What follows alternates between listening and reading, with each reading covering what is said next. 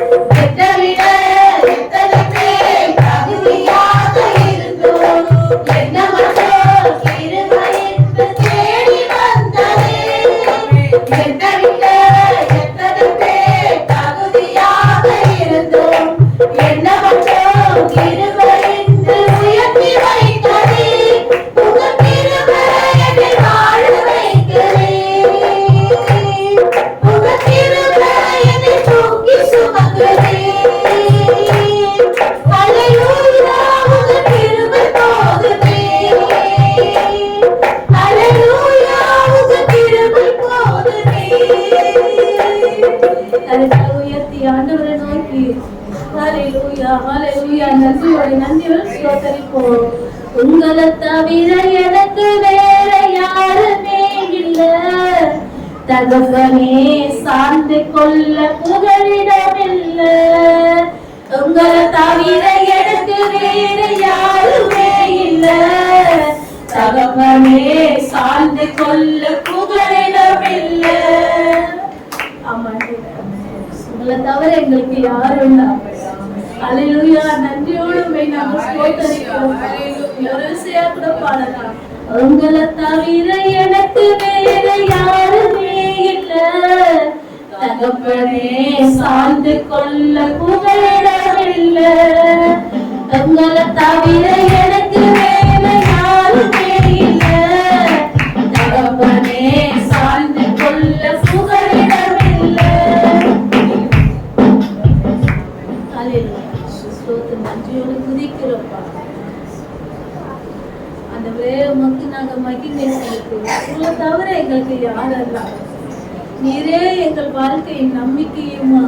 ஆண்டவரே, உமக்கு ஸ்தோத்திரம், எங்கள் மகிமையுமா இருக்கிறீங்கப்பா. அல்லேலூயா, உமக்கு ஸ்தோத்திரம். நன்றியோடு உம்மை துதிக்கிறோம்ப்பா. கர்த்தாவே, உம்மை நம்பினவர் வெட்கமடைவதில்லை. உமக்காக காத்திருப்போம், சோர்ந்து போவதில்லை. கர்த்தாவே, உம்மை நம்பினவர் வெட்கமடைவதில்லை. உமக்காக காத்திருப்போம், சோர்ந்து போவதில்லை. வல்லவரே, செயல்களில் வல்லவரே, சொல்வதிலோ செய்வதிலோ முரண்பாடற்றவரே. வல்லவரே, செயல்களில் வல்லவரே, சொல்வதிலோ செய்வதிலோ முரண்பாடற்றவரே.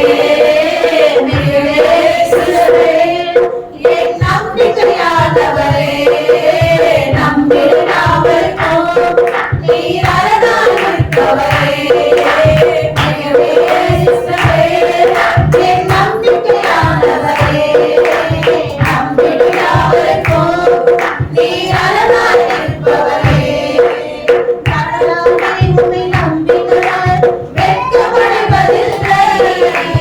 உமக்காக காத்திருப்போம், சோர்ந்து போவதில்லை. Thank you, Lord, for the leadership of the Lord. பரிசுத்த பாதங்களிலே தாழ்த்துகிறோம். அவருடைய சின்ன கூட்டமாக நாங்கள் காணப்பட்டால் மகாபிரிய தேவனாக எங்கள் உம்மை ஆராதிக்க கிருபை எங்களுக்கு தந்து எங்களோடு கூட இருந்து எங்கள் வழி நடத்தி வருவதற்காக நன்றி. நீ கொடுத்த ஜீவனுக்காக நன்றியாக பாதபடியில் எங்களுக்கு தாழ்த்துகிறோம். பிரசன்னத்தை ஒவ்வொருவரையும் தேவ சமாதானம் ஒவ்வொருவருடைய சிந்தையும் வந்து எங்கள் தேசத்தை நீ ஆண்டவரை காத்துக்கணும். சமாதானத்தை தேவன் சாத்தானை காலங்களாக எல்லா இடங்களிலும் சமாதானம் உண்டாகிறது. அதுவே இயற்கையினால் உண்டாகிற பேரழிவுகளுக்கு விலக்கி நீ பாதுகாக்கணும். எல்லா மனுஷனும் ரட்சிக்கப்படும். ஆண்டவரே, ஜெபிக்கிறது ஒவ்வொரு சபை ஆராதனைகளை நீ வார்த்தைகள் பரிசுத்தவான்களின் வார்த்தைகளை திருவர் ஒவ்வொரு வேலையும் தாங்க ஒவ்வொரு மக்கள் மேலையும் கடந்து இருக்க காலங்கள் கடைசியா இருக்கு. நாங்களும் கடைசி நாட்களிலே கடந்து கொண்டிருக்கிறோம். கர்த்தர்களை திறப்படுத்தி பலப்படுத்தி நிலைநிறுத்தும்படியாக எங்களை முக்கியமாக கருத்தில் இருக்கிறோம். தொடர்ந்து வழிநடத்தி ஆசி எல்லா மகிமையும் மக்களாக இயேசு கிறிஸ்து நினைத்து நாமத்தான் கிடைக்கிற ஜீவனுள்ள நடத்தினார். சங்கீதம் 71 சங்கீதம்.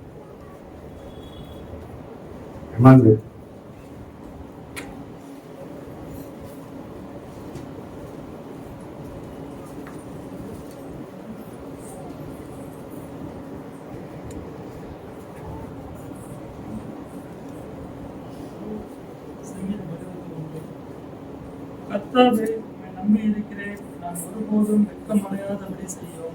நீதி நிமித்தம் என்னை விடுவித்து என்னை காத்தருளும். என்னையே எனக்கு சாய்த்து என்னை ரட்சியும். நான் எப்பொழுதும் வந்தடையத்தக்க கண்மலையாயிரும். என்னை ரட்சிப்பதற்கு கட்டளையிட்டீரே. நீரே என் கண்மலையும் என் கோட்டையுமாய் இருக்கிறேன். நியாயக்கேடும் கொடுமையுள்ளவனுடைய கைக்கு என்னை தப்புவீர். கர்த்தராகிய ஆண்டவரே, நீரே என் நெருக்கமும் என் சிறு வயது தொடங்கி என் நம்பிக்கையுமாய் இருக்கிறேன். நான் கர்ப்பத்தில் உற்பத்தி முதல் உம்மால் ஆதரிக்கப்பட்டேன். என் தாயின் வயிற்றில் என்னை எடுத்து வந்தீரே. உண்மையே நான் எப்பொழுதும் செய்கிறேன். அநேகருக்கு நான் ஒரு புதுமையை போலானேன். நீரோ எனக்கு பலத்த அடைக்கலமாய் இருக்கிறேன். என் வாழ்வில் ஒரு புதிய நாள் நாள்தோறும் உமது மகத்துவத்தினால் கிடைத்திருப்பதாக. முதிர் வயதில் என்னை தள்ளிவிடாமலும் என் பலன் ஒடுங்கும் போது என்னை கைவிடாமலும் இரும். என் சக்தியர்கள் எனக்கு விரோதமாய் பேசி என் ஆத்மாவுக்கு கற்பித்தது வேகமாய் ஆலோசனை. தேவன் அவனை கைவிட்டார், அவனை தொடர்ந்து பிடியுங்கள், அவனை விடுவிப்பார் இல்லை என்கிறார்கள். தேவனே எனக்கு தூரமாய் இராதேயும், என் தேவனே எனக்கு சகாயம் பண்ண தீவிரியும். என் ஆத்மாவை விரோதிக்கிறவர்கள் வெற்றி அழியவும், எனக்கு பொல்லாப்பு தேடுகிறவர்கள் நிந்தையாலும் லட்சையாலும் மூடப்படவும் கடவர்கள். நானோ எப்பொழுதும் நம்பிக்கை கொண்டிருக்கும் எந்நேரம் உம்மை துதிப்பேன். என் வாய் நாள்தோறும் உமது நீதியையும் உமது ரட்சிப்பையும் சொல்லும். அவைகளின் தொகையை நான் அறியேன். கர்த்தராகிய ஆண்டவருடைய வல்லமையை முன்னிட்டு நடப்பேன். உம்முடைய நீதியை பற்றியே மேன்மை பாராட்டுவேன். தேவனே, என் சிறு வயது முதல் எனக்கு போதித்து வந்தீர். இதுவரைக்கும் உம்முடைய அதிசயங்களை அறிவித்து வந்தேன். இப்பொழுதும் தேவனே, இந்த சந்ததியின் வல்லமையை வரப்போகிற யாவருக்கும் ஒரு பராக்கிரமத்தை நான் அறிவிக்கும் அளவும் இதுவரைக்கும் நாளை மயிலும் வரைக்கும் என்னை கைவிடாது. தேவனே, உம்முடைய நீதி உன்னதமானது, பெரிதானவர்களை நீ செய்தி. தேவனே, உமக்கு நிகரானவர் யார்?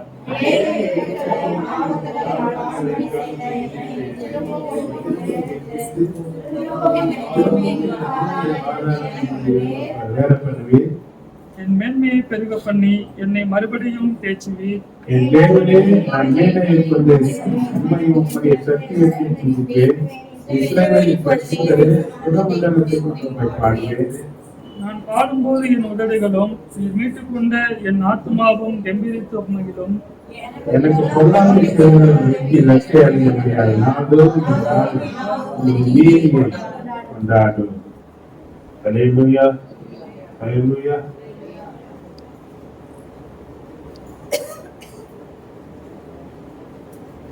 ஒன்றிலிருந்து 4 வசனங்களை நாம் சேர்ந்து வாசிப்போம். வாசிக்கலாமா? கர்த்தாவே, உம்மை நம்பியிருக்கிறேன். ஒருபோதும் வெட்கம் அடையாதபடி செய்யும். உமது தீமையை நிமித்தம் என்னை விடுவித்து என்னை காத்தருளும். உமது செவியை எனக்கு தாழ்த்தி என்னை ரட்சியும். நான் எப்பொழுதும் வந்தடையத்தக்க கண்மலையாயிரும். என்னை ரட்சிப்பதற்கு கட்டளையிட்டீரே. நீரே என் கண்மலையும் என் கோட்டையுமாய் இருக்கிறேன். என் தேவனே, உம்மானுடைய கைக்கும் நியாயத்திலும் கொடுமையுடைய கைக்கும் என்னை தப்புவியும். ஹல்லேலூயா. உட்கார்.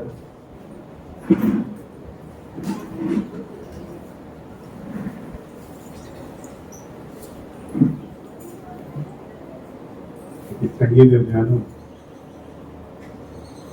அவர்கள் ஜூலி தான் அவங்க கொண்டு அந்த வார்த்தை கரங்களை சேர்த்து நான் ஒரு ஹல்லேலூயா, ஹல்லேலூயா. இந்த நாட்களிலே நாம் தியானிக்க போகிற வேத வசனம் சங்கீதம் 71 அதிகாரம் 5 வசனம்.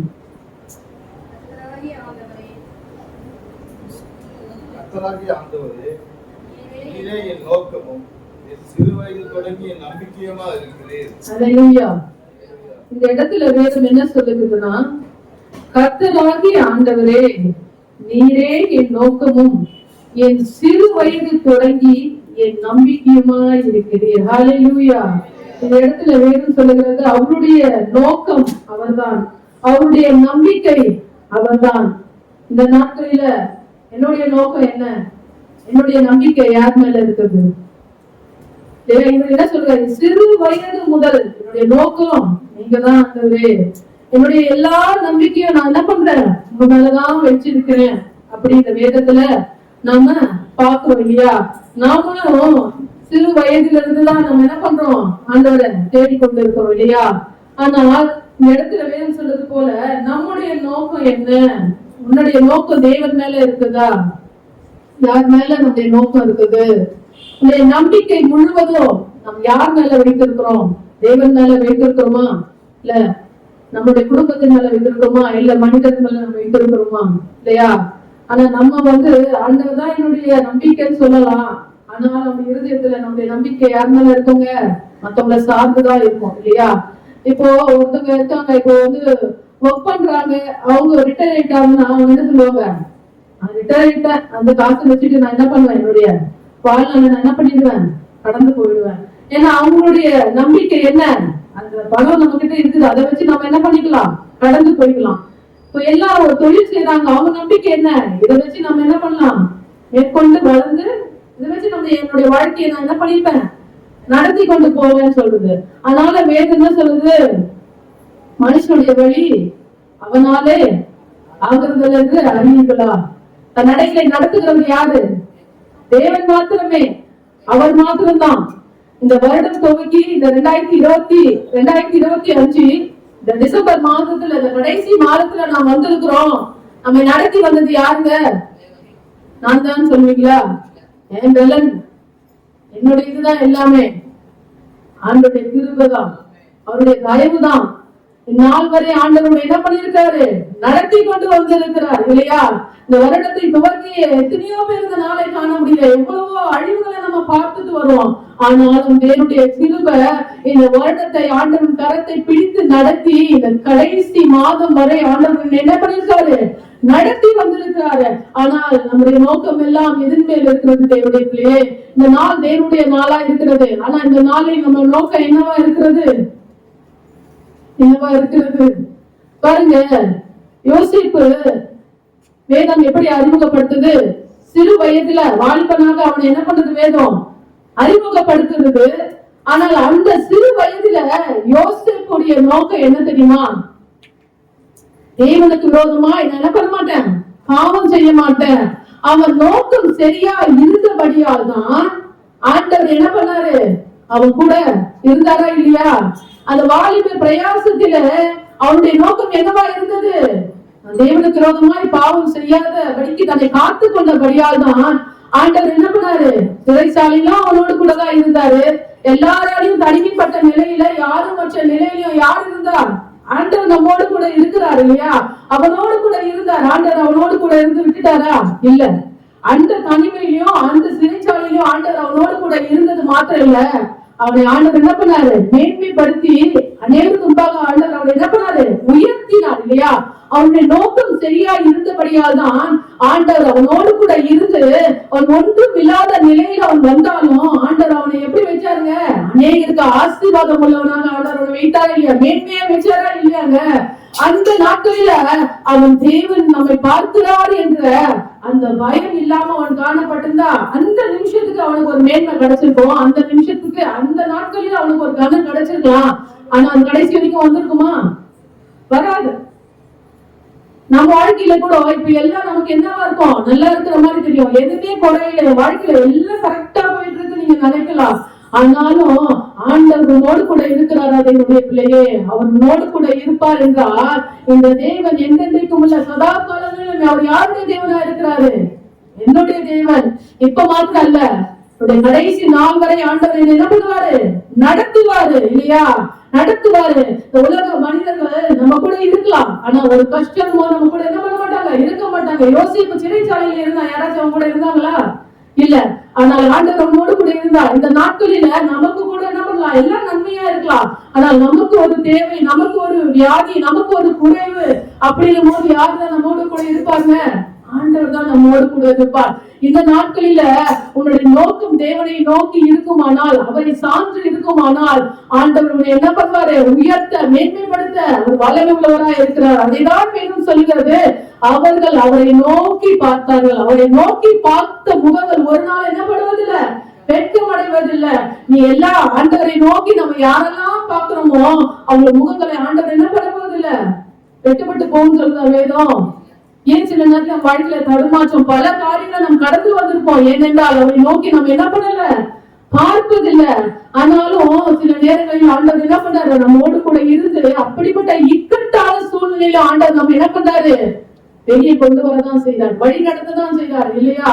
ஹல்லேலூயா. நாம கூட சொல்லலாம், நாம யோசிப்பை போல வாலிப நாட்களில நான் என்ன பண்ணேன், என் நோக்கம் சரியாதான் இருந்துச்சு, நான் கரெக்டா தான் ஆண்டுடைய சமூகத்துக்கு வந்தேன், ஆண்டவரை சேர்ந்தேன், எல்லா வருஷமும் நான் கரெக்டா தான் இருந்தேன்.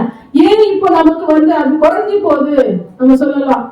இப்ப எனக்கு என்ன ஆச்சு, ஃபேமிலி ஆயிடுச்சு, இப்ப எனக்கு என்ன ஆயிடுச்சு, வேலை இருக்குது, இப்ப எனக்கு என்ன ஆயிடுச்சு, பிள்ளைங்க இருக்காங்க, என்னால என்ன பண்ண முடியல, வர முடியல, என்னால ஆண்டவரை தேட முடியல, என்னால செபிக்க முடியல, அப்படி நம்ம பல காரியங்களை நம்ம சொல்றோமா இல்லையா? வேதம் யோசிப்ப வாலிப பிரயாசத்துல அவன் எப்படி இருந்து அவன் வந்தான்னு வேதம் சொல்லுது. அதே மாதிரி வேதம் என்ன சொல்லுதுங்க, எடுக்கலாமா? அப்போஸ்தலர் 7ஆம் அதிகாரம். ஸ்தேவான் யாருன்னு சொல்லுதுங்க வேதம்? அவர் எப்படிப்பட்டவரா இருந்தாரு, ஒரு குடும்பமா இருந்தாரு இல்லையா? ஆனாலும் அவர் ஒரு குடும்பமா இருந்தாலும் அவர் என்ன பண்ணாங்க, தேவனோடு கூட தான் அவர் என்ன பண்ணாரு, இருந்தார் இல்லையா? அவரோடு கூட தான் இருந்தாரு. எல்லாவற்றையும் ஆண்டவர் அவரை தெரிந்து கொண்ட நோக்கத்தை அவர் என்ன பண்ணாரு, அறிந்து அதன்படி அவர் என்ன பண்ணாரு, செயல்பட்டார் இல்லையா? வேற என்னங்க சொல்லுது அவரை பத்தி, வேற என்ன சொல்லுதா? அவரை பத்தி எல்லா வேதத்தையும் சொல்ற, ஆண்டவரை தெரிந்து கொண்டார், அநேகருக்கு அவர் என்ன பண்ணாரு, அநேக நற்காரியங்களை செய்தார், ஆண்டவருக்குள்ளாக அவர் போதித்தாரு. ஆனா அவருக்கு என்னங்கன்னா, அந்த பொய்யான ஒரு பழியை போட்டு அவர் என்ன பண்றாங்க, கல்லெறிந்து கொள்ளும்படியாக நரகத்துக்கு அந்த தேசத்துக்கு வெளியே அவங்களை கொண்டு போய் என்ன பண்ணாங்க, கல்லெறியும்படியாக கொண்டு போறாங்க. ஆனா பாருங்க, அதே அப்போஸ்தலர் 7ஆம் அதிகாரம் 55ஆம் வசனத்துல பாருங்க, அப்படிப்பட்ட ஒரு இக்கட்டான ஒரு சூழ்நிலையிலும் அவன் பரிசுத்த ஆவியினால் நிறைந்தவனாய் வானத்தை அண்ணாந்து பார்த்து, பாருங்க அந்த நாட்டுல அவன் என்ன பண்ணிருக்கணும், என்ன பண்ணிருக்காங்க, குழம்பிருக்கலாம்ல, என்ன ஆண்டது இப்படி என்ன இப்படி கல்ல எரிஞ்சு கொல்ல போறேன்னு சொல்றாங்களே அப்படின்னு சொல்லிட்டு என்ன பண்ணிருப்பாங்க, அவன் நடிச்சிருக்கலாம். ஆனா அவன் அதை பத்தி எல்லாம் எதுவுமே, அவருடைய நோக்கம் என்ன, இந்த உலகத்துல நான் வாழ்ந்தாலும் ஆண்டுடைய சமூகத்துக்கு நான் போகணும், அவருடைய நோக்கம் அதுவா இருந்தபடியாதான் கடைசி நிமிடத்துல கூட அவன் பரிசுத்த ஆவியினால் நிறைந்தவனாக வானத்தை அண்ணாந்து பார்க்கும்போது தேவன் என்ன பண்றாரு, அவனை வரவேற்கும் வண்ணமாக பரலோகமே அவனுக்கு என்ன பண்றது, எடுத்து நிற்கிறது. தேவனுடைய பிள்ளையே, அந்த தரிசனத்தை அவன் என்ன பண்றான், பார்க்கிறான். எப்படி பரிசுத்த ஆவியினால நிறைந்தவனா என்ன பண்றான், அதை பார்க்கிறான். எப்படிப்பட்ட ஒரு ஆசீர்வாதம் உடையவனா அவன் இருப்பான் பாருங்க. அதோ அந்த 56ஆம் வசனத்தை படிக்கலாமா? வானங்கள் திறக்கிறதையும் மனுஷகுமாரன் தேவனுடைய வலது பாதத்தில் நிற்கிறதையும் காண்கிறேன். பாருங்க, அந்த நிமிடத்திலையும் எப்படிப்பட்ட ஒரு தரிசனத்தை அவன் பார்க்கறான் பாருங்க. மனுஷகுமாரன் தேவனுடைய வலது பாதத்தில் இருக்கிறதை அவன் என்ன பண்றான், பார்க்கிறான் பாருங்க. எவ்வளவு ஒரு மகிமையான ஒரு பிரசன்ஸ் அவங்களுக்குள்ளாக இருக்குது பாருங்க. அவர் என்ன சொல்றாரு, கடைசி வசனத்துல அவன் முழங்கால் படியிட்டு, ஆண்டவரே இவர்கள் மேல் இந்த பாவத்தை சுமத்தாதிரும் என்று சொல்லி மிகுந்த சத்தம் விட்டு சொல்லி அவன் என்ன பண்ணான், நித்திரை அடைந்தான் இல்லையா? ஆண்டவரிடத்துல தன்னுடைய ஆவியை அவன் என்ன பண்றான், ஒப்பு கொடுக்குறாங்க. கல்லு எரிஞ்சிருக்கலாம், அந்த கல்லு அவன் மேல பட்டிருக்குமா? அதுக்குள்ள ஆண்டவர் அவன் என்ன பண்ணாரு, எடுத்துக் கொள்ளுகிறார் இல்லையா? அப்ப எப்படிப்பட்ட ஒரு மகிமை பாருங்க அந்த ஸ்தேவானுக்கு. நம்முடைய வாழ்க்கையும் பல நோக்கங்களோடு நாம் கடந்து போகலாம். ஒரு நோக்கம் இருக்கு. வேதம் சொல்லுகிறது, நல்ல போராட்டத்தை போராடினேன், ஓட்டத்தை விசுவாசத்தை. எல்லாருக்குமே ஒரு ஓட்டம் இருக்கு இல்லையா? எல்லாருக்கும் ஒரு நோக்கம் இருக்கிறது. கரெக்டா அந்த நோக்கத்தோட நம்ம என்ன பண்ணணும், கடந்து போகணும். அப்படி போகும்போதுதான் ஆண்டவர் நமக்கு வைத்திருக்கிற ஒரு நித்திய ஜீவனை நம்ம என்ன பண்ண முடியும், பெற்றுக்கொள்ள முடியும். இந்த உலகத்துல நம்ம வாழலாம், ஆனா இந்த உலகத்துல வாழ்ந்தாலும் இதெல்லாம் இதுவே நம்ம ஆண்டவருக்குள்ளாக என்ன பண்ணாது, கொண்டு போகாது இல்லையா? அதுதானே வேணும் சொல்லுகிறது. பாருங்க, ஒரு பத்தினிய குருடன் இருந்தாரு. அவர் எப்படிங்க வேதம் அறிமுகப்படுத்துது, குருடனா இருந்தாருங்க. அவர் எப்படி இருந்தாரு, குருடனா இருந்தாரு. அவர் வழி வரது பிச்சை எடுத்துக்கொண்டு இருந்தாரு. அந்த வழியாக அவர் பிச்சை எடுத்துக் கொண்டிருந்தாலும் இயேசு கிறிஸ்துவின் அன்பை அறிந்திருந்தாரு. அவர் செய்த அற்புதங்களை அவர் அறிந்திருந்தாரு.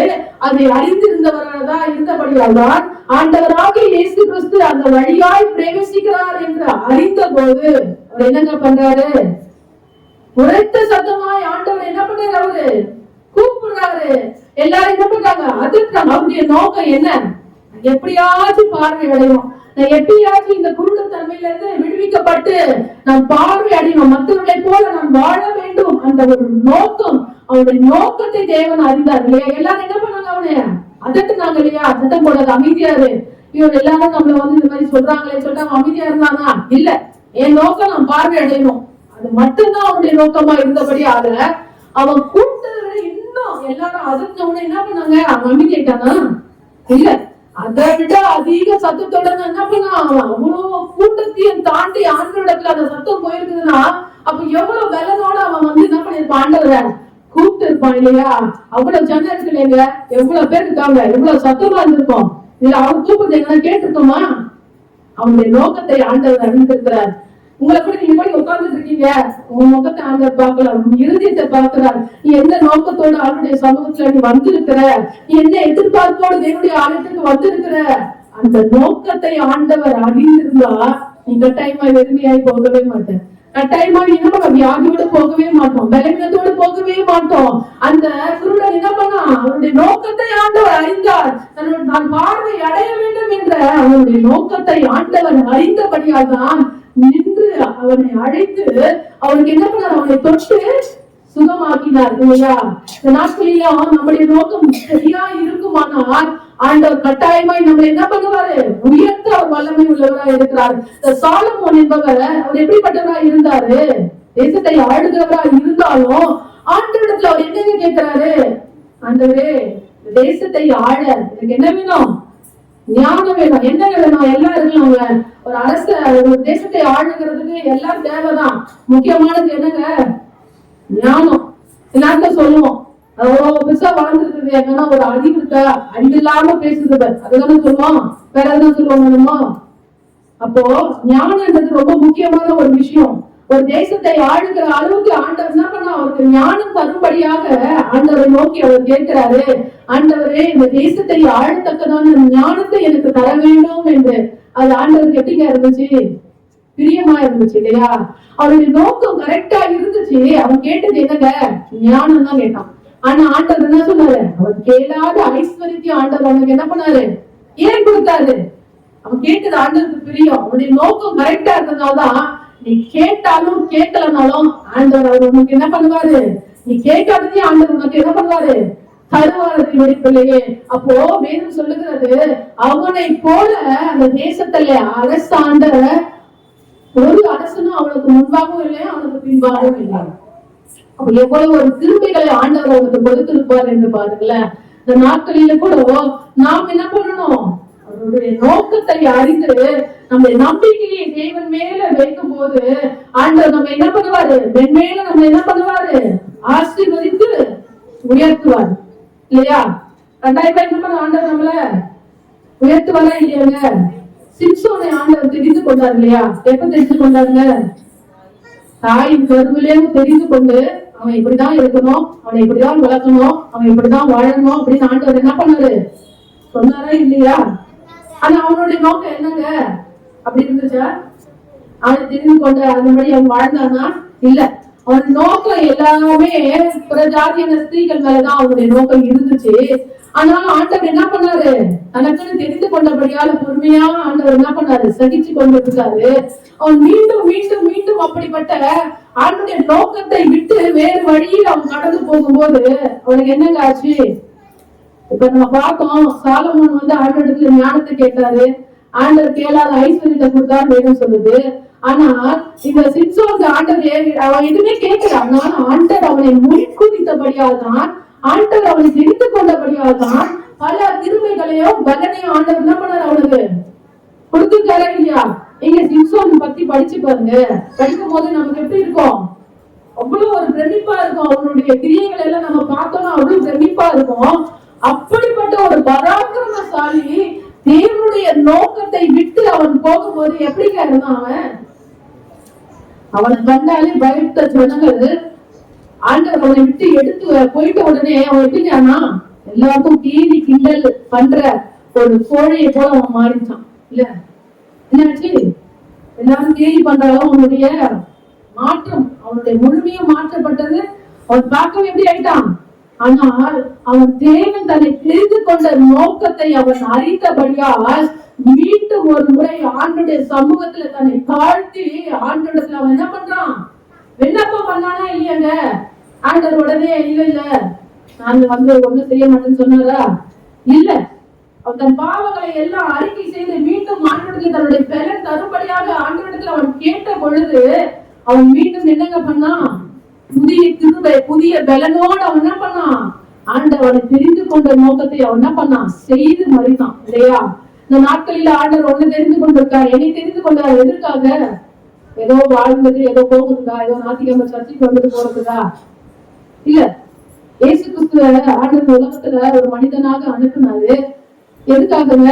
பிதாவுடைய சித்தத்தின்படி அவர் வாழ்ந்து முடிக்கும்படியாக தான் ஆண்டவர் என்ன பண்ணாரு? தெரிந்து கொண்டாரு. உலகத்துல எவ்வளவு ஒரு ஏழ்மையின் கோலமாக தன்னை தாழ்த்தி ஆண்டவராக இயேசு கிறிஸ்து உலகத்துல வந்தாரு. வந்து அவர் என்ன பண்ணாரு? ஞானஸ்தானம் எடுத்த பிறகுதான் அவர் என்ன பண்ணாரு? வனாந்திரத்துல பிசாசால அவர் என்ன பண்ணாரு? சோதிக்கப்பட்டாரு என்று அதற்கு அவருக்கு வந்துச்ச சோதனை. நம்ம பேரு இதெல்லாம் சொல்லுதா? இல்ல. நம்முடைய வாழ்க்கையில கூட நான் நல்லா இருந்தேன் நான் நினைக்கலாம். ஆண்டவர்ல வந்தோடதான் பல பாடு, பிரச்சனை, உபத்திரம் அப்படின்னு நினைக்கலாம். ஆனால் ஆண்டவராக இயேசு கிறிஸ்து படாத பிரச்சனைகள்ல அநேகரால் அவர் என்ன பண்ணாரு? விரட்டி விடப்பட்டார். அநேகர்கள் என்ன பண்ணாங்க? ஒரு துன்படுத்தினாங்க, பல விதமான வார்த்தைகளை அவங்க பேசினாங்க.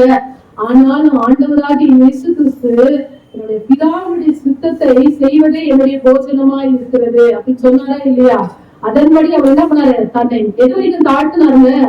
சிலுவையின் பரியந்தம், மரண பரியந்தம் தன்னை தாழ்த்தி பிதாவுடைய சித்தத்தை அவர் செய்து என்ன பண்ணாரு? உலகத்தை விட்டு கடந்து போயிருக்கிறார். நாம கூட சொல்லலாம். ஆனால் நமக்கு முன்மாதிரியாக தான் ஆண்டவராக இயேசு கிறிஸ்து என்ன பண்ணாரு? இந்த உலகத்துல வாழ்ந்து காட்டுகிற பல விதமான எடுத்துக்காட்டுகளை வேதம் சொல்லுகிறது என்னுடைய பிள்ளையே. ஆனாலும் மீண்டும் அந்த வசனத்தை நம்ம வாசிக்கலாமா? 71ஆம் அதிகாரம் 5ஆம் வசனம்.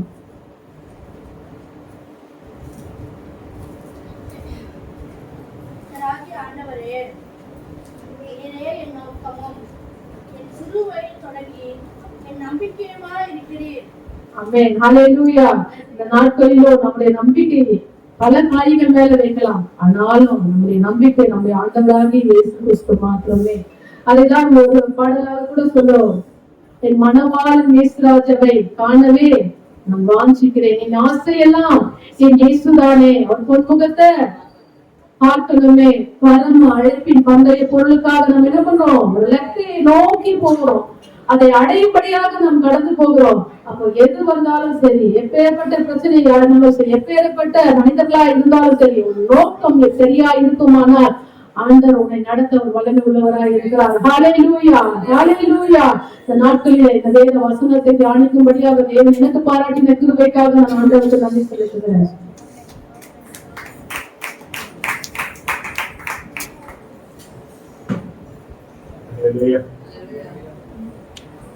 நீரே என் நம்பிக்கை, நீரே என்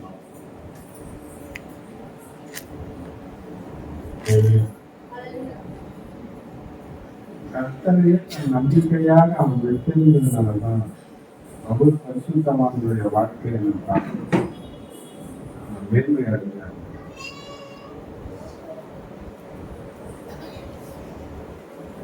வருடத்தின் கடைசி நாட்களில் நாம் கடந்து கொண்டது. நம்முடைய நம்பிக்கையை கொண்டு நீங்க செஞ்சீங்க. இதுதான் நம்முடைய நம்பிக்கையா இருக்கும். எதை நோக்கிதான் நம்ம போயில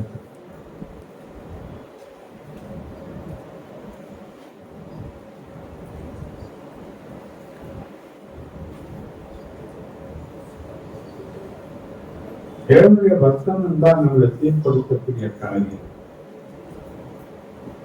அதை உங்க சரியா கவனிச்சு உங்க தெரிவிச்சுங்க. சட்டனுடைய ஆசிரியர் சாட்சி கொடுக்கிறவங்க இருந்தா சாட்சி நேரம் திருத்தமான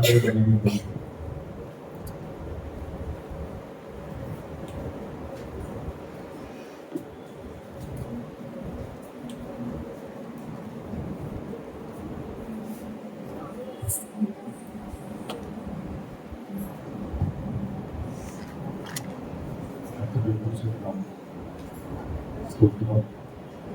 இந்த உலகம் முழுவதும் பாதுகாத்து வந்தார். கர்த்தர் எல்லாம் தீமைக்கு விலக்கி பாதுகாத்தார். கர்த்தர் எல்லாம் தேவைகளையும் சந்தித்தார்.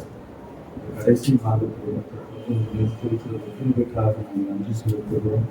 கர்த்தர் பாராட்டின் எல்லா நிறைவுக்காகவும் நன்றி. Hallelujah.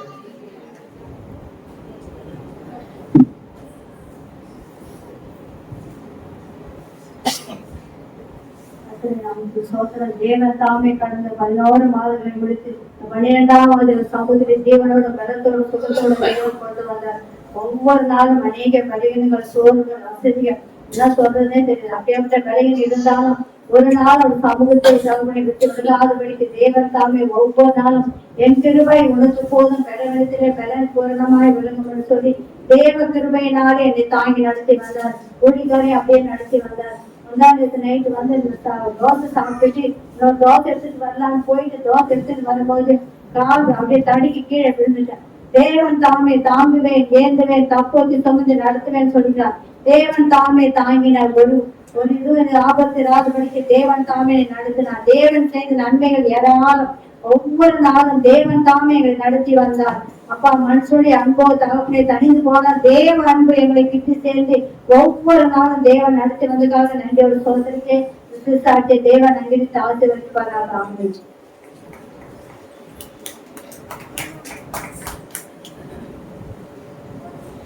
கர்த்தருடைய பரிசுத்த நாமத்திற்கு மகிமை உண்டாவதாக. தேவன் தாமே கடந்த மாதம் முழுவதும் என்னை கண்மணி போல பாதுகாத்து இந்த 12ஆம் மாதத்துல இந்த 1வது வாரத்துல தேவனுடைய சமூகத்துல தேவன் எங்களை குடும்பமாக கொண்டு வந்த மகாசரிய கிருபைக்காக நான் அந்தருக்கு கொடான கோரி நன்றி செலுத்துறேன். ஒவ்வொரு நாளும் தேவனுடைய கிருபை எங்களை தாங்கி வந்தது, எங்களை பலப்படுத்தி வந்தது. தேவைகளை ஆண்டவர் எங்களுக்கு சந்தித்து வந்தார். கடந்த மாதத்துல கூட பாத்தீங்கன்னா ரொம்ப மழையா இருந்தது. ஆனாலும் விவசாயத்துக்கு போகணும், ஆனாலும் தேவனுடைய கிருபை என்னோடு கூட இருந்து போகவும் வரவும் ஆண்டவர் உதவி செய்தாரு. எனக்கு இந்த வீசிங் ப்ராப்ளம்லாம் இருந்தது. ஆனா சுத்தமா அந்த ப்ராப்ளமே எனக்கு கிடையவே கிடையாது. தேவனுடைய கிருபை, அவருடைய பரிபூரணம் எனக்குள் இருந்தபடியால் தான் தேவன் முழுமையா எப்படிப்பட்ட பலவீனத்துல இருந்து என்னை விடுவித்தாரு. எந்த ஒரு தீங்கும் அணுகாதபடிக்கு ஆண்டவர் என்னை நன்மையான ஆண்டவர் தாமே நடத்தி வந்தாரு. பிள்ளைகளுக்கு பலவீனங்கள் இருந்தாலும் தேவன் தாமே பலப்படுத்தி தேவன் தாமே பழகி கடந்து போகும்படியாக தேவன் தாமே கிருபை தந்தாரு. குடும்ப வாழ்க்கையிலே சமாதானம் தந்தாரு, சந்தோஷத்தை ஆண்டவர் தாமே தந்தாரு. அதற்காக நன்றி செலுத்துற அந்த குடும்பத்தை ஆண்டவர் தாமே எனக்கு கொடுத்திருக்கிறாரு. அதற்காக நன்றி செலுத்துற தேவன் செய்த எல்லா நன்மைக்காக கிருபைகளுக்காக நான் ஆண்டவருக்கு நன்றி செலுத்த இந்த சாட்சியை தாமே தேவன் ஆசீர்வதித்து அங்கீகரிப்பாராக. ஆமென்.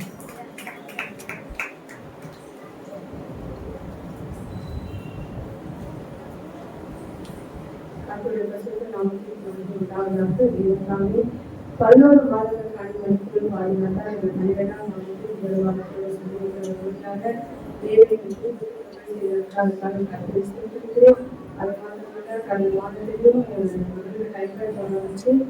அவளுக்கும் தேவன் சுகத்தை கொடுத்தாரு. அதுக்கப்புறம் கருணோட உடம்பு சரியில்லை. அதுக்கப்புறம் எனக்கு உடம்பு சரியில்லை. குடும்பத்துல எல்லாருக்கும் ஒருத்தர் மாற்றி வந்துருச்சு. ரொம்ப கோல்டாகி ரொம்ப முடியாம இருக்கும். நானும் வேலைக்கு போயிட்டு இருக்கேன். நானும் லீவும் போட முடியாது. தேவன் அந்த ஜுரத்துல இருந்து கோல்டு எல்லா இடத்துலயும் தேவன் தாமே விடுதலை கொடுத்தாரு. குடும்பத்திற்கு ஒவ்வொருத்தருக்கும் விடுதலை கொடுத்து இந்த நாளிலையும் பரிபூர்ண சுகத்தை கொடுத்திருக்கிறார். அதுக்காக நான் கர்த்தரை ஸ்தோத்திரிக்கிறேன். செய்த எல்லா நன்மைகளுக்காக நன்றி செலுத்துகிறேன். அது மாத்திரமல்ல, நேற்று தினத்திலும் எனக்கு திருமண நாளை கொண்டாடும்படியாக தேவன் கிருபை செய்திருக்கிறார். அதுக்காக நான் கர்த்தரை ஸ்தோத்திரிக்கிறேன். 20ஆம் ஆண்டை தொடங்கும்படியாக தேவன் கிருபை செய்திருக்கிறார்.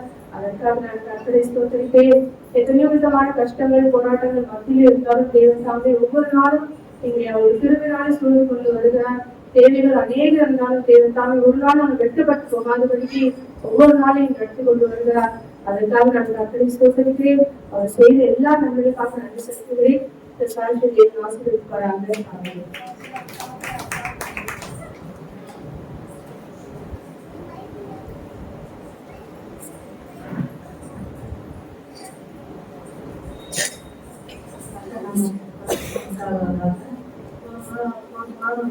வாரம் வந்து சுத்தமாக உடம்பு சரியில்லை. ஏன் செக் போயிருந்தேன். அவ்வளோ ஜுரம் தலைவலி பயங்கரமா இருக்குது. அப்புறம் 2 நாள் ஹாஸ்பிட்டல் போய் இன்ஜெக்ஷன் போட்டால் கூட கம்மியாகும். அப்புறம் ஹாஸ்பிட்டலில் சொல்லி ஃபர்ஸ்ட் 2 நாள் இருக்கு ஹாஸ்பிட்டல் குழந்தை முடியல எழுச்சி போய் முடியலன்னா ஹாஸ்பிட்டல் ஜம்ப் பண்ணாங்க. ஜம்ப் பண்ணோம்னா எனக்கு அந்த நம்ம அந்த ஸ்டோக்லாம் இந்த மாதம் ஃபுல்லாக 1 மாதம் ஃபுல்லாக எனக்கு நடந்து வந்த ஆண்டவர் திருவைக்காக எனக்கு நன்றி செலுத்துதான். எல்லா பதவியும் நான் இருந்தாலும் என்னை பலப்படுத்தி என்னை சுகப்படுத்தி என்னை ஆரோக்கியமாக இருந்து இதுக்காக ஆண்டவர் போடாமல் படிச்சுட்டு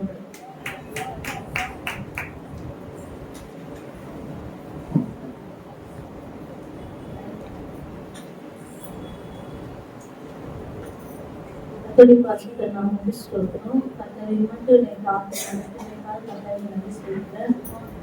முதல் வேலை எனக்கும் சிறுவன் நாளை தேவன் நானும்படி கர்த்தர் உதவி செய்தார். கர்த்தருக்கு ஸ்தோத்திரம். இந்த வாழ்க்கையில எத்தனை பிரச்சனைகள் போராட்டங்கள் இருந்தாலும் கர்த்தர் என்னோடு இருந்து தேவன் என்னை நடத்தி வந்ததால் கர்த்தருக்கு ஸ்தோத்திரம். எல்லாம் தீங்குக்கு விலக்கி பாதுகாத்து எல்லாவற்றுக்கும் எனக்கு எல்லாமுமா இருந்து அவர் தான் என்னை நடத்துகிறார். எத்தனை கண்ணீர்கள் இருந்தாலும் சரி அந்த சமூகத்துல ஒப்பு கொடுங்க. எல்லாவற்றிலும் அவர் தான் என் கண்ணீரை தொடர்ந்து அவர் தான் எல்லாத்துலயும் என்னை நடத்துகிறார். கர்த்தருக்கு ஸ்தோத்திரம். பிள்ளையை தேவன் என்னை தந்து நடத்தினார். 6 வருஷம் முடிஞ்சு 7வது வருஷத்துல கண்ணி அறியப்பட்டதை சொல்லி கர்த்தர் கிருபை தந்திருக்கிறார். கர்த்தருக்கு ஸ்தோத்திரம்.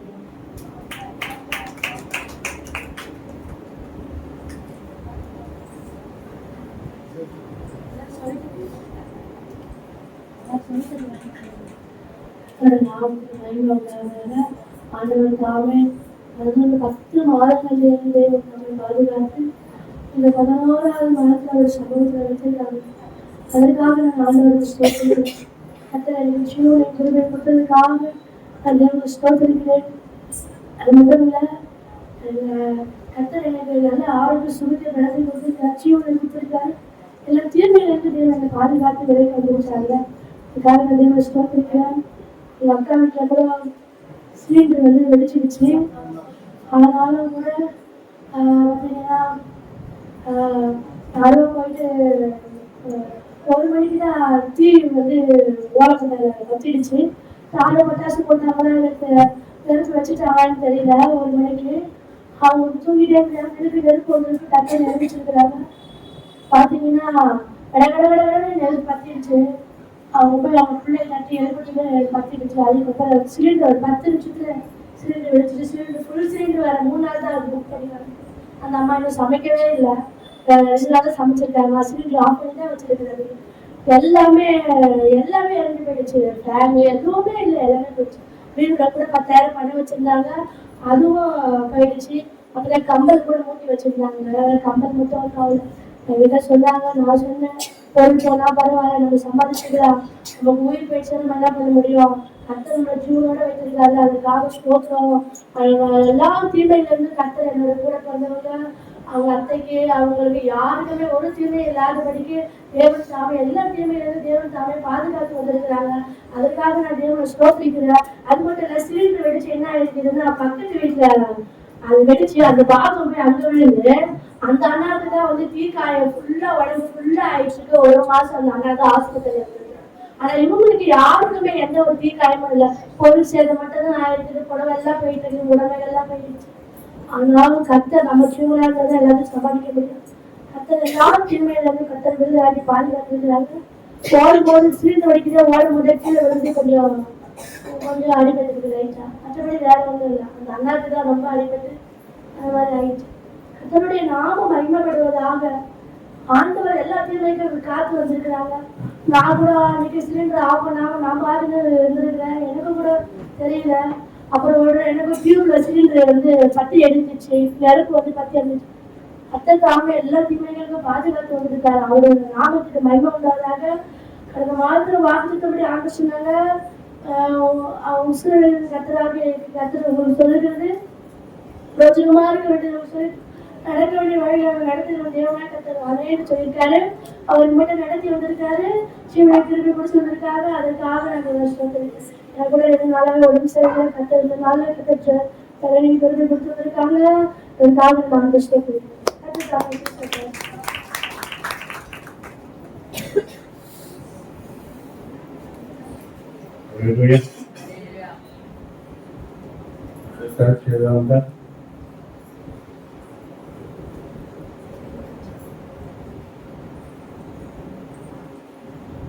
ஹல்லேலூயா.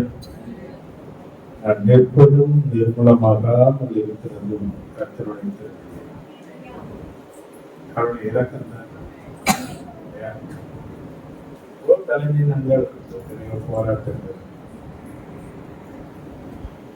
மத்திய ஆண்டவர் நடத்தினா இருக்குது. அதனால் கட்டப்பு நிறைய கவர்மெண்ட் எல்லாம் நார்மல் என்ற நிலையில கத்திருக்கிறது. சில காரியங்கள் சில விளைவுகள் இருந்தாலும் கத்தர் நிலத்திலிருந்து எனக்கு தாங்கனார் என்பது வந்து அவையில நான் சாட்சியாக கத்தரை ஆசீர்வதிப்பார். நன்றியோட ஆண்டவர் அறிவிப்பு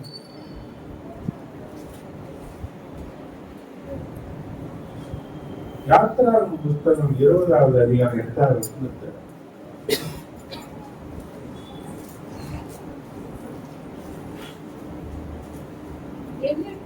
ஓய்வு நாளை ஓய்வு நாளை பரிசுத்தமாய் ஆசரிக்க நினைப்பாயாக. பரிசுத்தமாய் ஆசரிக்க நினைப்பாயாக.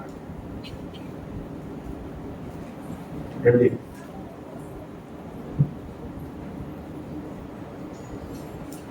இருந்தாங்க பைபிள்ல?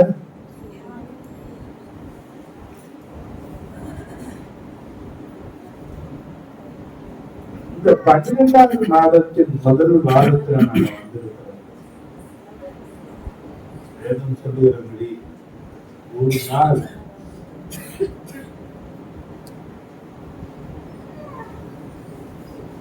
பிறப்பதையே நீ அறியாயே சொன்ன ஆண்டவர் வருஷம் முழுசா நம்ம நடத்தி இந்த 12வது மாசத்துல கற்றுக்கொள்ளும். ஒரு பரிசுத்த ஓய்வு நாளாவது நீ பரிசுத்தமா நீ ஆசரித்து இருக்கிறாயா என்று நெஞ்சில கையை வச்சுட்டே இருக்கு. நீங்க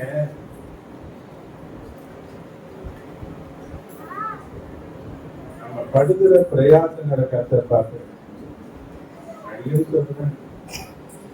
தேவன் அவருக்காக நம்மளை தெரிஞ்சுக்கிட்டார். யாருக்காக தெரிஞ்சுக்கிட்டார்?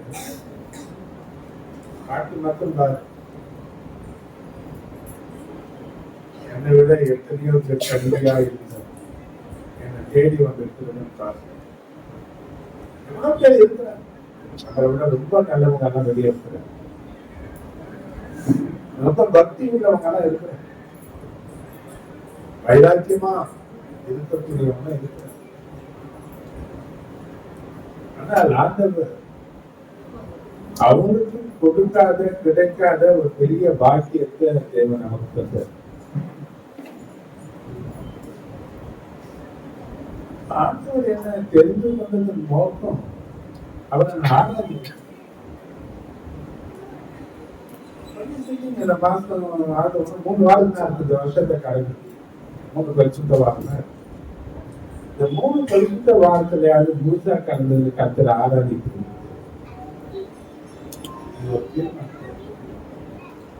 வருஷம் ஃபுல்லாதான் விட்டோம்.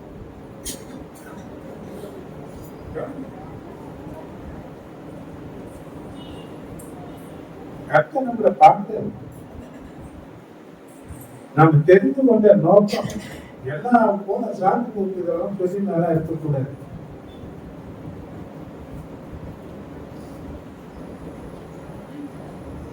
ஒரு நிச்சயமான நம்பிக்கையை கர்த்தர் முதல் என்பதற்கு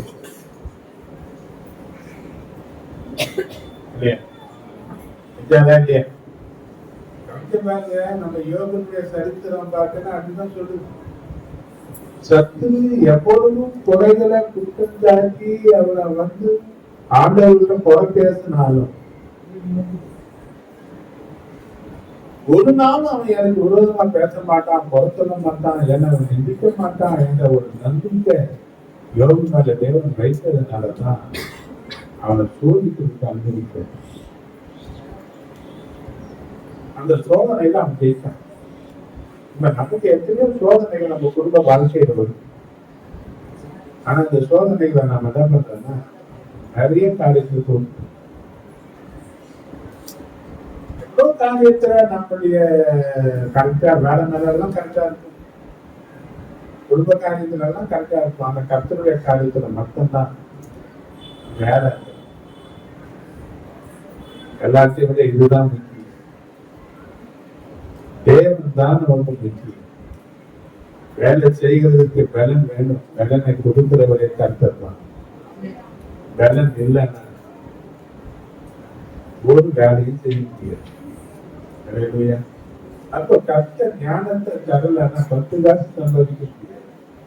ஞானத்தை கர்த்தர் தான் தர. தயவு கர்த்தருடைய மனுஷன் கண்களை தயவு உண்டாக்கி தருது. அப்ப நம்ம வாழ்ந்து சுகமா இருக்கிறதுக்கு கர்த்தர் நம்ம மேல வைத்து அன்பும் தயவும் பெருசா இருக்கிறதுனாலதான் ஒவ்வொரு நாளும் எவ்வளவு போராட்டமான வாழ்க்கையில நம்ம அது ஜெயமுள்ள வாழ்க்கையில நம்ம கடந்து வந்து கர்த்தர் நமக்கு உதவி செய்ய அவரை தேடுகிற காரியத்துல உண்மையா இருக்கு. கொஞ்சம் பிரயாசப்படுங்க. கர்த்தருக்காக படுகிற எந்த பிரயாசத்துக்கும் நிச்சயமான பலன் இருக்கு. ஒரு வசனத்தை நான் இங்கிருந்தும் காட்டினேன். எதிரேயர் 6:10 நீங்க வாசித்து பாருங்க. ஏனென்றால் உங்கள் கிரியை நீங்கள் பரிசுத்தவான்களுக்கு ஊழியம் செய்ததுனாலும் செய்து வருகிறதுனாலும் நம்முடைய நாமத்திற்கு காண்பித்த அன்புள்ள பிரயாசத்தை மறந்து புரிவதற்கு தேவன் அணிந்து உள்ளவர் அல்ல. மனுஷன் மறக்கலாம் வருவார். நான் கூட மறந்துட்டேன். நீங்க செய்ய எந்த காரியத்தையும் நல்லதெல்லாம் கூட நான் மறந்துட்டு நான் எதாவது பேசுறேன். நான் வேணும் சொல்லி கஷ்டம் மறக்க மாட்டேன். அப்ப நாம படுகிற எந்த பிரயாசமா இருந்தாலும் நிச்சயமா தேவனது கணக்கிறது நமக்கு பலனளிப்பா என்ற அந்த நம்பிக்கையில நம்ம செயல்படுவதற்கு நீங்க உங்க ஆண்டவருக்கு நிறைய காரியங்களை உங்க வாழ்க்கையில கர்த்தர் மாற்றுவதற்கும் செய்வதற்கும் சங்கீதம் 14:2 நீங்க வாசித்து பாருங்க.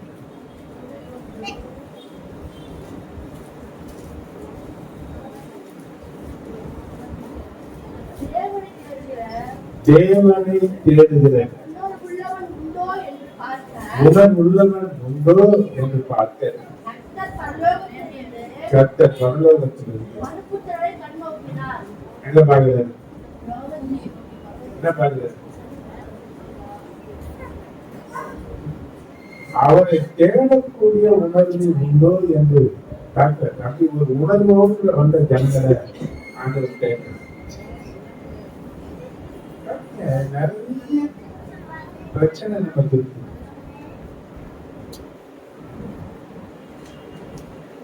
நிறைய எதிர்பார்ப்புகள் இருக்கு வாழ்க்கையில. நிறைய நெருக்கமான சூழ்நிலைகள் நம்ம வாழ்க்கையில இருக்கு. பற்பல விதமான பலவீனங்கள், ஏமாற்றங்கள், தோல்விகள் இதெல்லாம் நம்மள தடுமாறுச்சு. அந்த வாரத்துல ஒரு நாள் தேவ சமூகத்துல வந்து முழு பலத்தோடு கூட, முழு மனதோடு கூட, முழு அன்போடு கூட கர்த்தரை ஆராதிக்கிற அந்த ஆராதனையில தான் உன் பிரச்சனைக்கு தீர்வு கிடைக்குன்னு நான் நம்புறேன். தேவன் எங்க பாக்குறாரு? ஒவ்வொருவரையும் பாக்குறாரு. அத்தனை பாரங்கள், எத்தனை பிரச்சனைகள், எத்தனை தேவைகள், ஏமாற்றங்கள், அது மத்தியில வந்து நம்ம கர்த்தரை ஆராதிக்கிற அந்த ஆராதனை கர்த்தருக்கு கொடுக்கிற சுகந்த வாசனைக்கு அது அடையாளம். நெருக்கங்கள் மத்தியில, பிரச்சனை மத்தியில கர்த்தரை நம்ம ஆராதிக்கிற அந்த ஆராதனை தான் அவருக்கு மிகுந்த ஒரு சுகந்த வாசனை என்று வேணும் சொல்லுவோம். நல்லா இருக்கிற நாள்ல மட்டும் நம்ம கர்த்தரை ஆராதிக்கிறவங்களா இல்லை. எந்த நிலையிலே இருந்தாலும் கர்த்தரை ஆராதிக்கிறதுக்கு முழு மனசு நமக்கு இருக்குமான கர்த்தர் ஒண்ணு நிச்சயமாகவே அழைத்திருப்பார். ஏன்னா எல்லாரையும் பார்க்கல. 2:4-16-9 பார்த்தீங்க.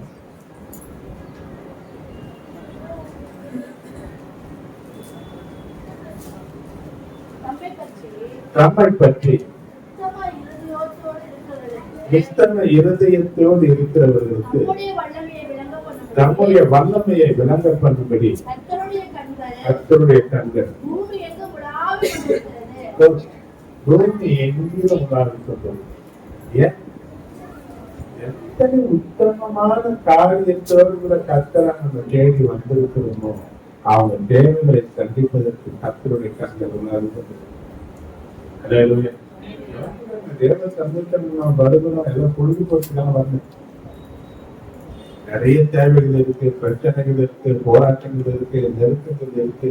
நான் கர்த்தரால் தெரிந்து கொள்ளப்பட்டவன், நான் கர்த்தரால் அழைக்கப்பட்டவன். கர்த்தரின் தேவனாக இருக்கிறார், அவரின் நம்பிக்கையா இருக்கிறார், அவரின் நோக்கமாக இருக்கிறார். நிச்சயமா அவர் ஒரு நாள் எனக்கு விலகாதவர், என்னை எந்த நிலையிலும் அவர் கைவிடாதவர் என்ற நிச்சயத்தோடு தான் நாம் அவர் ஆராதிக்க வேண்டும். அதுல நாம என்ன உறுதியா இருப்போம், நிச்சயமா கர்த்தர் இருப்பார். அல்லேலூயா. ஒரு காரியம், இது 2 காரியம் இருக்கு. வருஷந்தோறும் நம்ம துணிகளை கொடுக்கிற ஒரு காரியம் இருக்கு. அடுத்து இந்த மளிகை சாமான் எல்லாம் இருக்கிற பொருட்கள் கொடுக்கிற ஒரு காரியம் இருக்கு. இது 12வது மாதத்து முதல் வாரம். இனி அதிகமான நாட்கள் நமக்கு கர்த்தருக்கு கொடுக்க விருப்பம் உள்ளவங்களா நீங்க இருப்பீங்க. நிச்சயமா நம்புறேன். அந்த கால தாமதம் இல்லாமல் செய்வீங்க. நாங்க எல்லா வேலையும் செய்யறதுக்கு கொஞ்சம் எங்களுக்கு அது உதவியா இருக்கும். மற்ற சபையில சொன்னவங்களே இவ்வளவு பேர் தான் இருக்கீங்க, ஒரு குடும்பத்துக்கு இவ்வளவு குடும்பம் சொன்னா யாரையும் கட்டாயப்படுத்தி, இது வரையில யாரையும் நான் கட்டாயப்படுத்தி எந்த காரியம் கேட்டு கிடையாது. எதை செய்கிறீங்களோ அது கர்த்தருக்கு செய்யும், மனுஷனுக்கு செய்ய வேண்டாம். மனுஷனுக்கு செய்யறதுக்கு எந்த பலனும் வராது, கர்த்தருக்கு செய்யறது நிச்சயமான பலன் வரும். ஏன்னா வசனமா அதுதான், இந்த சிறியர்கள் யார் ஒருவருக்கு நீங்கள் எதை செய்தீர்கள் அதை எனக்கே செய்தீர்கள் என்று சொன்னாரு. நம்ம கொஞ்சமா ஆரம்பிச்சோம், இப்ப அது கடந்து வந்துனே இருக்கு. சின்ன கூட்டம் வந்தாலும் பெரிய காரியத்தை கர்த்தர் நம்ம கூட தான் செய்கிறது. இதுல நீங்க உற்சாகமா காலத்தை ஏற்றுங்க, ஜெபம் பண்ணுங்க, அதற்காக பிரயாசப்படுங்க. பிரயாசத்துக்கு முக்கியமான பலனை கர்த்தர் நிச்சயமா கொடுத்து தருவது கர்த்தர் ஒரு ஆசீர்வாதம். அல்லேலூயா. அல்லேலூயா. கர்த்தருடைய வார்த்தைகளை போலாம். ஏசாயா 62 அலங்காரமான கிரீடமும் தேவனுடைய கரத்தில் யாரா இருப்பார்? ராஜ முடியுமாய் இருப்பார். அல்லேலூயா. நம்ம எப்படியா இருக்கணும்? அலங்காரமான கிரீடம்.